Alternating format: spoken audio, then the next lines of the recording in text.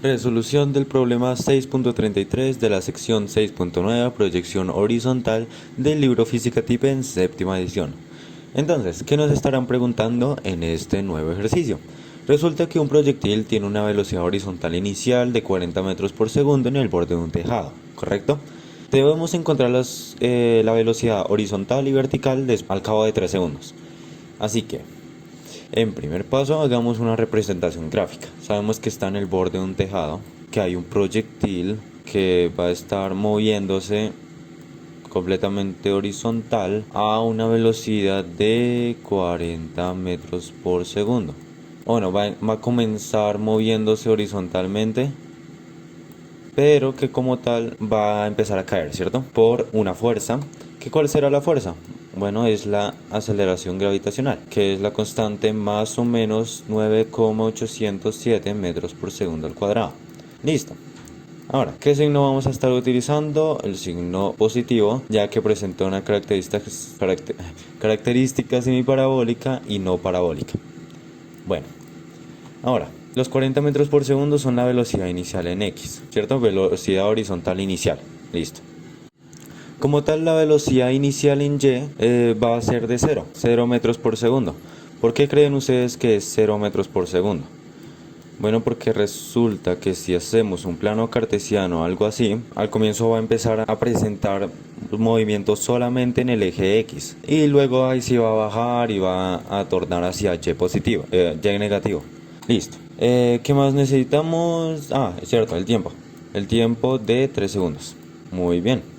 Ahora sí, con rojo vamos a colocar las incógnitas, las componentes horizontal y vertical de su velocidad. Listo, entonces velocidad en X, ¿cuánto será? Velocidad en Y, ¿a cuánto será? Al cabo de unos 3 segundos.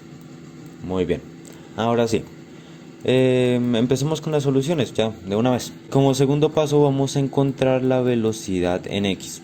Va a ser muy sencilla, simplemente vamos a saber que la velocidad inicial en X es igual a la velocidad en X.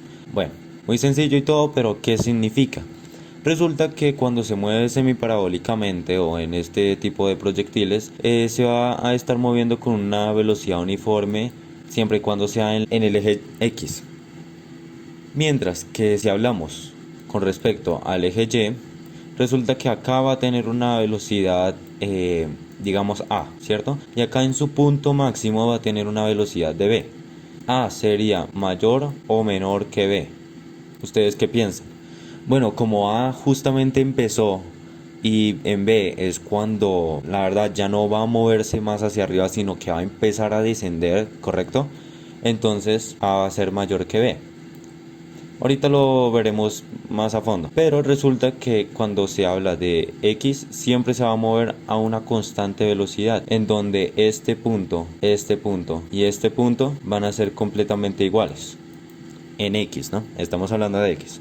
Por tanto, podemos concluir que la velocidad en X es igual a la velocidad inicial en X, la cual es 40 metros por segundo. Y ese sería nuestro primer resultado. Entonces la velocidad en la componente horizontal va a ser de 40 metros por segundo. Listo. Ahora, para el tercer paso, velocidad en Y. Como dije antes, no podemos colocar simplemente velocidad inicial en Y es igual a Y. No. Resulta que tenemos que usar una ecuación un poco más compleja. Resulta que la velocidad en Y es igual a la velocidad inicial en Y. Es decir, ya lo vamos a utilizar al comienzo. Más, ahora sí, acá es donde se vuelve un poco complicado. La aceleración gravitacional por el tiempo. Bueno, ¿por qué aceleración gravitacional? Porque es lo que causa que baje, ¿cierto? Sea en semiparabólico o sea en parabólico, siempre va a tornar hacia abajo, hacia el núcleo de la Tierra, la aceleración gravitacional, hacia el centro de atracción gravitatoria. Mientras que el tiempo, bueno, resulta que el tiempo se va a multiplicar, va a ser como una de esas relaciones lineales con la aceleración gravitacional, ya que mientras más tiempo pasa, más aceleración. ¿A qué me refiero con eso? Resulta que la velocidad inicial en Y es igual a 0, ¿cierto? Ya sabemos que es 0 metros por segundo. Así que velocidad en Y es igual a 0 más aceleración gravitacional por tiempo. ¿Cuánto es la aceleración gravitacional? Es de 9,807 metros por segundo al cuadrado. ¿Y cuánto es el tiempo? 3 segundos. Bueno, se multiplican estos dos. Según el exponente se va con los segundos, nos tiene que quedar en metros por segundo, ¿no? Que es bueno, característica de las velocidades. Esto nos tiene que dar un resultado de aproximadamente 29,42 metros por segundo. Como tal, esta es la magnitud, ¿cierto? Así que técnicamente esto sería correcto. Pero como nos pide el libro dice en su solucionario que tiene que tener un menos. ¿Pero por qué? Si esta es nuestra magnitud. Bueno, resulta que si dibujamos un plano cartesiano, ¿a dónde estará yendo la velocidad en y? Teniendo en cuenta que esto es y positivo y esto es y negativo. Bueno, resulta que como vemos acá va en dirección de y negativo. Por tanto, por eso es que se le coloca el menos 29,42 metros por segundo. Pero en sí la magnitud es positiva. La magnitud de las velocidades va a ser positiva a menos de que haya un retroceso. ¿A qué me refiero? Bueno, resulta que si uno va en un carro y quiere retroceder, ahí sí va a tener una velocidad negativa. Pero si alguno de ustedes ha notado en el velocímetro del carro o del bus o bueno, de cualquier vehículo, los valores siempre van a ser positivos, porque cuenta la magnitud, no cuenta la dirección, ¿correcto?